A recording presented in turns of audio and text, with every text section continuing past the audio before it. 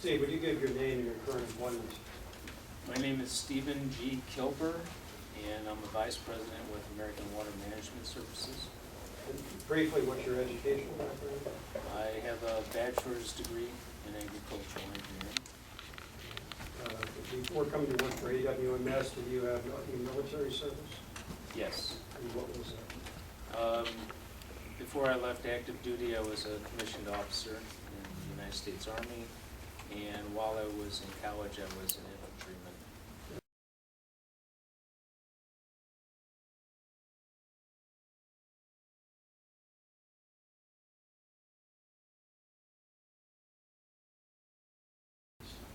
How much time did the state take between the time you filed an application for this permit and the permit was granted? It was about 19 months. December 23rd of 2011, we applied, and it was granted in July of 2013.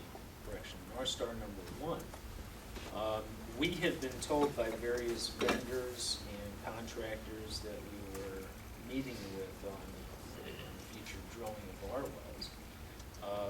And we had heard, and I told the chief this, that we had heard it was second and third hand information that the operator of North Star number 1 might have been injecting up to twice their permitted limit. Did you ever hear anything from the division about that suspicion?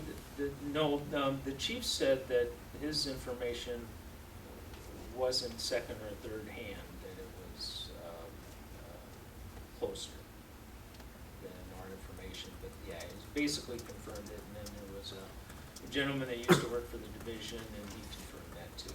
So you were told by division personnel that the operator of the North Star well was in fact exceeding above the permitted levels? Yes, sir.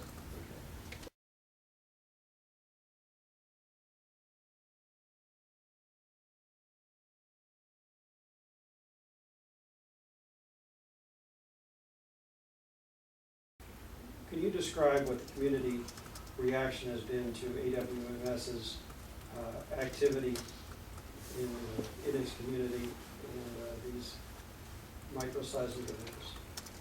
Initially, the township trustees, when we applied for a permit, sent a letter of opposition to the chief or the director. After we had built and started operating the facility, one of the trustees, the one that actually authored the letter, stood up at a trustees meeting and said, you know, we were really concerned about this facility, but what you guys have done with the property and how cooperative you've been with us, and it just looks so much better, and all the problems we expected are not there. And you guys have done a great job, and we're glad you're here in the community. Just so I'm clear about the timeline, AWMS submitted an application for the number 2 well on December 3rd, 2011. December 23rd, 2011. There was a seismic event associated with the North Star 1 well that occurred on December 24th, 2011. Yes, sir. And there was a 4.0 magnitude event associated with that well that occurred on December 31st, 2011. Right. And around this time, you became aware that DNR shut down the operations of the North Star 1 well. Correct. And that North Star 1 well was approximately 7 miles from the site of the number 2 well. Approximately. And the shutdown of the North Star 1 well occurred approximately 8 days after AWMS submitted the application for the number 2 well. Yes, sir. Our timing wasn't the best. And at the time AWMS submitted the application for the number 2 well, AWMS had expended somewhere in the range of $100,000. Approximately. And after the North Star 1 events, and after the risk assessment was concluded, AWMS still went forward with installing the number 2 injection well. Yes, sir.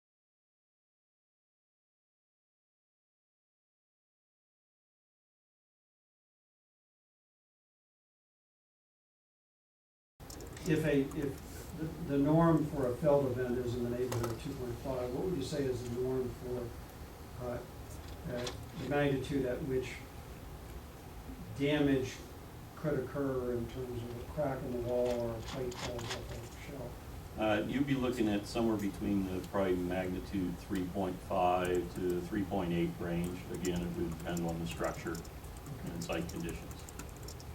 So, again, you don't have to argue the charge, but about what percent of the energy would a 2.0 be compared to a 3.5 to 3.8? You'd be looking at thousandths of a percent. In a traffic light system, such as is routinely used throughout the United States, generally what happens in green, what happens in yellow, and what happens in red? Well, green, if you have an event that's still in the green area, but you just continue operations as normal. If you get an event that occurs in the yellow area, normally you want to try to adjust parameters to reduce that activity by either lowering pressures, lowering flow rates, or your total volumes. There's a lot of parameters you can adjust.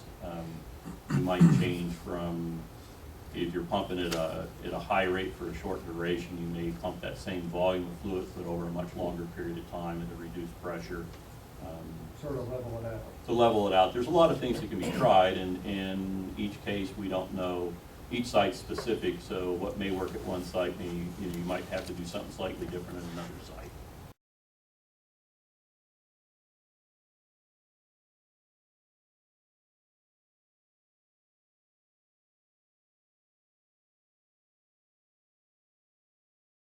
Based on your experience, reduced seismicity jump directly from a 2.0 up to a 3.5 or 3.8? Not normally. Normally, what would you expect? Normally I would see, because of the power laws, I would start seeing an increase if it's going to ramp up in intensity from a 2.1 to a 2.3 or 2.4, and then maybe up to 2.7 or something over time. That is what I would normally expect to see, and what's normally been seen in the past is it's a function of the area of which the fluids are being worked on. So from your experience, it would be reasonable to expect that before seismicity increased from a 2.0 up to, let's say, a 3.5 or 3.8, that you would see, if operations continue, seismic activity ramping up to that level. That is what I would expect to see, yes. In your opinion, from a scientific standpoint, was the action by the division to totally suspend operation of the number 2 well scientifically necessary? I don't think it was scientifically necessary. Mr. Hastings, this is, other than, I think in our deposition we had an interesting discussion about the other case where you testified as an expert, and that was in a skydiving accident. Yes. And other than that, have you ever testified as an expert before? No.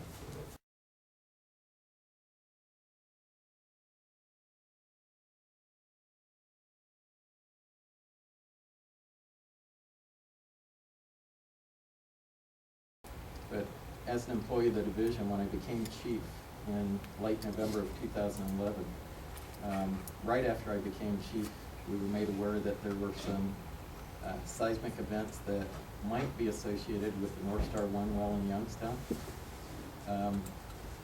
During that last week in November and early December, we started looking at that very, very closely, because the issue of induced seismicity was becoming a bit of a national issue.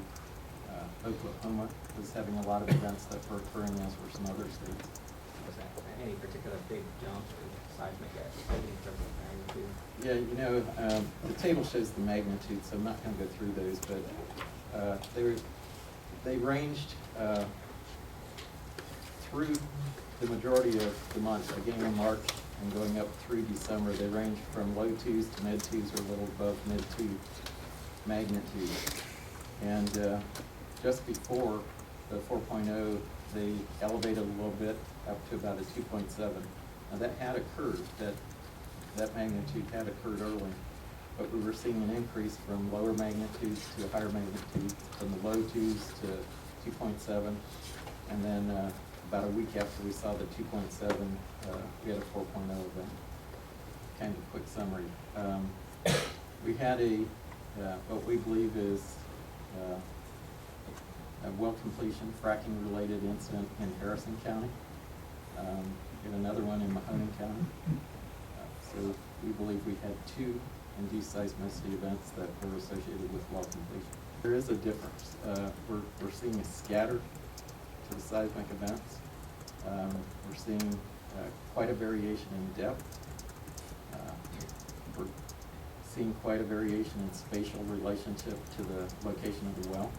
In other words, the seismic events are near the well one time, much further away. I think our furthest are 6.2 miles from the injection well.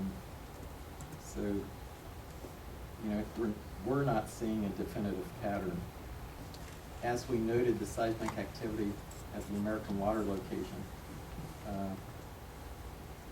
we saw what we thought to be a correlation, and we evaluated that internally, both within the division and within our sister division, the Geologic Survey. And then we asked a consultant that we used to evaluate the data as well. And the 2 divisions and the consultant came to the same conclusion that there was strong evidence that this was induced seismicity that was related to the operation of the well. And if you had known all the facts that are known today, and the permit application came in under the exact same circumstances, would you be able to approve that permit and then issue a chief's order to authorize injection? Well, if we had information, what we would have to do is evaluate the relative risk, and it would require even a more hefty risk analysis than has been done in the past. If somebody wants to inject next to a fault, next to especially a known active fault, then the risk goes up compared to an area where there either is no activity or there are faults with little active potential. So at a minimum, if we would have issued the permit knowing then what we know now, it's very likely we would have applied additional conditions to the permit, or it's conceivable that we may have denied the permit. Our law says that we have sole and exclusive authority to regulate these kind of activities. With that comes the responsibility to protect public health and safety, protect the environment. So we can't just look at the well operation itself. We have to extend beyond the well operation and, of course, take into account health and safety and environmental protection. Our whole code, all of 1509, 1501, in one way or another, address health and safety or environmental protection. So again, what we do as we're evaluating these is we look at things like relative population density. And again, I want to make it clear, a single person living out in the country is no less important than people living in a densely populated area like are shown on this aerial photo. But the potential for impact is much greater with a higher population density. It clearly is. The items that are shown in red, with one exception, the Niles Fire Department is there. And I believe there are 9 schools that are located on this aerial photo within 2 miles, within a 2-mile radius of this injection operation. Of course, other things that are on here are businesses, neighborhoods, infrastructure of various types. So the relative risk assessment has to be a major component to our evaluation.